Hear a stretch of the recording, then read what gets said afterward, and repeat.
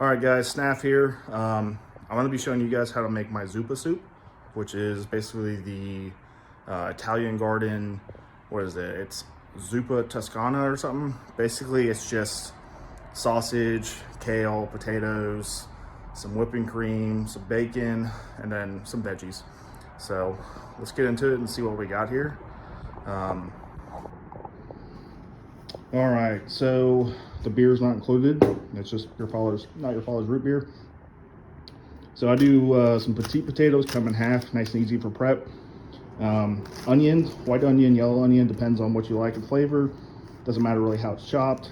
I add chopped peppers because I like the taste. Chicken broth, some heavy whipping cream. That kind of adds the color and the texture at the end.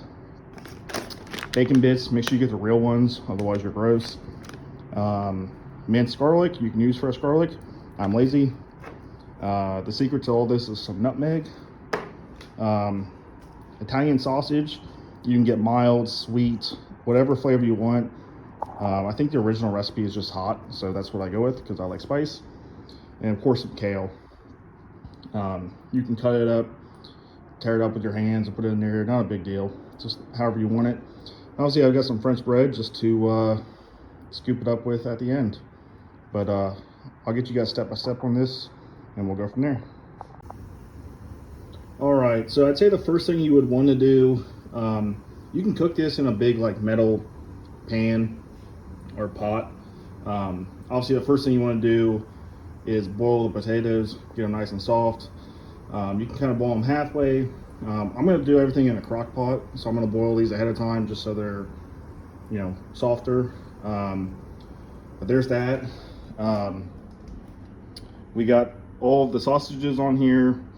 The best way for these, you can't really cook these over high heat because then they just melt and they burn.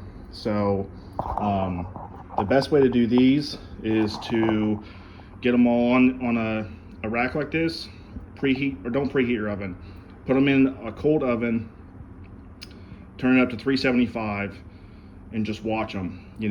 After about 30 minutes, usually they're done, and you can pull them out and cut them up. And in my crock pot, I've already got chicken broth, onions, and the peppers in there getting warm. And then the bacon bits, the garlic, the nutmeg, and the kale can wait until kind of everything's in there, and then let it simmer for another half an hour, and typically you're good. But that's where I am now, and I'll get back to you guys when we're a little further down the road. Thanks. All right, guys, so I did most of the chopping and everything off camera because I don't really have a good area for that. I've got a really small kitchen. Sausages are done. Everything is in the crock pot. So let me get you guys turned around and we'll take a look at that. All right, guys, so everything is here.